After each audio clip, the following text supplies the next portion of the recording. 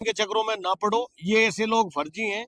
और हमने अपना जो एक भाई खो दिया, हमारे जीजा थे, बहन हमारी विधवा हो गई, हमें पता है कि हमें कितना दर्द है हमारा। नहीं, अगर कैंसर था, अनफॉर्चुनेटली वो डेथ हॉस्पिटल में हुई। नहीं, अभी क्वालिफिकेशन का पता लगा है हमें, जब लोग पहुंचे वहां पे, जिनके साथ में हुआ है, फर्जी है, फ्रॉड है, कोई क्वालिफिकेशन नहीं है, कुछ खेड़ा नहीं है। अफगान से। खेड़ा अफगान से है, कोई उनके पास में कुछ नहीं है। तो इस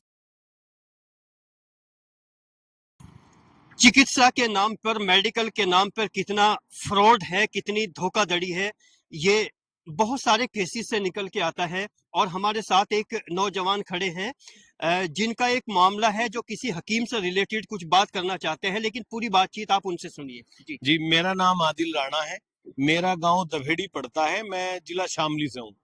मेरे जीजा जी रेलवे में सीनियर सेक्शन इंजीनियर थे, नागपुर में उनकी पोस्टिंग थी।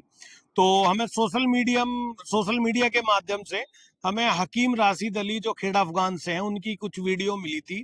तो जीजा जी के जो सीनियर थे उन्हीं को वो वीडियो मिली, उन्होंने मेरे जीजा जी को वीडियो दिखाई। दरअसल मेरे जीजा जी को ओरल कैंसर था, तो फर्स्ट स्टेज पे था और वो जीभ में था हल्का सा। तो वो हकीमों पे यकीन नहीं करते थे, लेकिन उनको जबरदस्ती उनके सीनियरों ने कि नहीं आप जाओ, और हकीम ये दावे कर रहे हैं, हकीम राशिद ये 100% दावा कर रहे थे। कोई ऐड देखा था आपने उनका? उन्हें सोशल मीडिया पे उनकी वीडियोस हैं बहुत सारी, आप भी देखेंगे। तो हम यहाँ पे हकीम साहब के पास में आए तो वहाँ बहुत सारी भीड़ थी। हमने बात करी, बात करने के बाद में हकीम साहब ने बताया कि नहीं, मैं गारंटीड लिखित में आपका जो इलाज है ये मैं ठीक कर दूंगा आपको। 15 दिन में उन्होंने 60% बोला और 25 दिन में 100%, जिसकी वीडियो भी है, मैं आपको वीडियो प्रोवाइड करा दूंगा। एक एक डॉक्यूमेंट हमारे पास में उनके है, वो मैं आपको प्रोवाइड करवा दूंगा। हमने दवाई ली उनसे, दवाई लेने के बाद में पहले ही दिन से ही दवाई ने रिएक्शन स्टार्ट कर दिया। दवाई ने क्या किया, उनको जो इलाज उनका बीमारी थी उसको फुलानी स्टार्ट कर दी, जबकि वो दवाई लेने से पहले बिल्कुल एकदम स्वस्थ थे, ठीक थे, अपनी ड्यूटी कर रहे थे, सारा सब कुछ रोजमर्रा का अपना काम कर रहे थे। लेकिन इनकी जैसे ही पहली खुराक खाई, पहली खुराक से ही फूलना स्टार्ट हो गया, दूसरी खाई, दूसरी में और ज्यादा हो गया। हम अगले दिन हकीम साहब के पास में पहुंचे, मैंने कहा हकीम साहब तो मिले नहीं, लेकिन उनके एक चेले थे वो मिले, उन्होंने बताया जी वो हल्द्वानी गए हुए, आप फोन पे बात कर लो। फोन पे बात करी तो उनको हकीम जी ने बात करी, उन्होंने बोला कि दवाई बहुत ज्यादा हाई दे दी मैंने इनको, और आप नॉर्मली दवाई दो। एक दवाई उन्होंने हमारे 3-4 दवाई दी, वो चेंज करके दी, और उन दवाई का उन्होंने और पैसा लिया हमारे से। लेने के बाद में कि आप इसको जाके स्टार्ट कर दो, वो दवाई स्टार्ट करी, उससे और ज्यादा हो गया। होने के बाद में वो जीजा की छुट्टी 3 दिन की थी, वो वापस नागपुर चले गए। नागपुर जाने के बाद में उनकी वही हालत रही, मतलब बढ़ता बढ़ता बढ़ता चला गया। हकीम जी से बात होती थी, कभी कभी फोन उठाते थे, कभी नहीं उठाते थे। तो फोन उठा के बोलने लगे कि मैं और आपको दवाई भेज रहा हूँ, आप अपने साले को भेज दो, दवाई ले जाएंगे। और ये दवाई जो है ये बीमारी को पकड़ती जा रही है, इसलिए ये मतलब फूल रहा है, ये हो रहा है। तो मैं तीसरी बार फिर इनसे दवाई लेके गया, दवाई ले जाता रहा, लेकिन वो कोई असर नहीं हुआ। लास्ट मोमेंट ये हुआ, उनको बेड पे लेट गए, वो मतलब इनकी दवाई से बेड पे पड़ गए। और पढ़ने के बाद में फिर लास्ट मोमेंट में हकीम जी ने बोला कि इनको कोई कैंसर नहीं है, कुछ नहीं, इनके ऊपर तो जादू टोना है, भूत प्रेत का साया है, मतलब माइंड दूसरी तरफ डाइवर्ट किया। जबकि कैंसर कंफर्म था। कैंसर 100% रेलवे के सेंट्रल हॉस्पिटल ने लिख के दे दिया था, उनकी बायोप्सी हुई थी, और ये बोला है कि आपको रेलवे के या किसी भी हॉस्पिटल में दिखाना, आपको सिर्फ मेरा ही इलाज करना है। मैं गया हूं, उनका होटल एक मुस्लिम होटल है बाहरी खेड़ा अफगान में, वहां मिले हो, वहां भी मैंने उनसे बोला, मैं हकीम जी अगर आपके बस में नहीं हो तो आप मुझे मना कर दो, बता दो, मैं हम कहीं और दिखा लें। कि बिल्कुल कहीं नहीं दिखाना है, मैं इलाज करूंगा।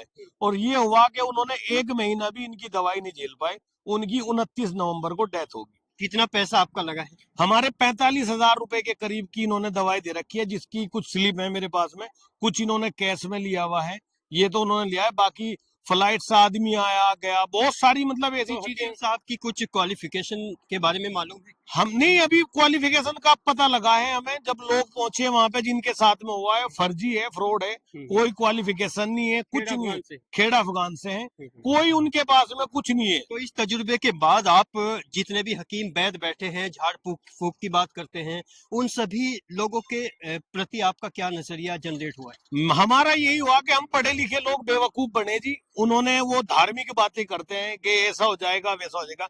मैं तो सभी से यही रिक्वेस्ट दरखास्त करूंगा कि कोई भी नीम हकीम के चक्रों में ना पड़ो, ये ऐसे लोग फर्जी हैं। और हमने अपना जो एक भाई खो दिया, हमारे जीजा थे, बहन हमारी विधवा हो गई, हमें पता है कि हमें कितना दर्द है हमारा। नहीं, अगर कैंसर था अनफॉर्चुनेटली वो डेथ हॉस्पिटल में हो जाती, तब आपका क्या रिएक्शन था? नहीं, डेथ हो जाती है एक नॉर्मली, भाई कैंसर में हो रही है वो, तो एक कैंसर की कोई बीमार वो नहीं है, कोई इलाज नहीं है, एक हो जाती।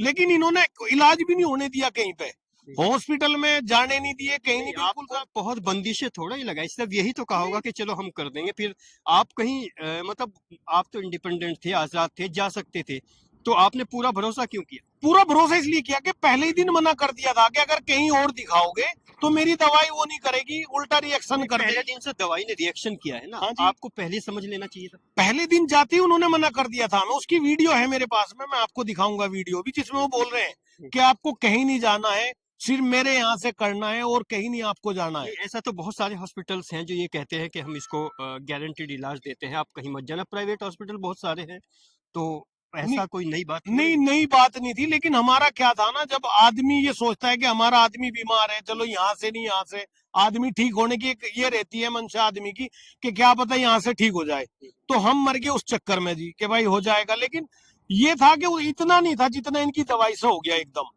उनको अल्टीमेट क्या कहना चाहते हैं?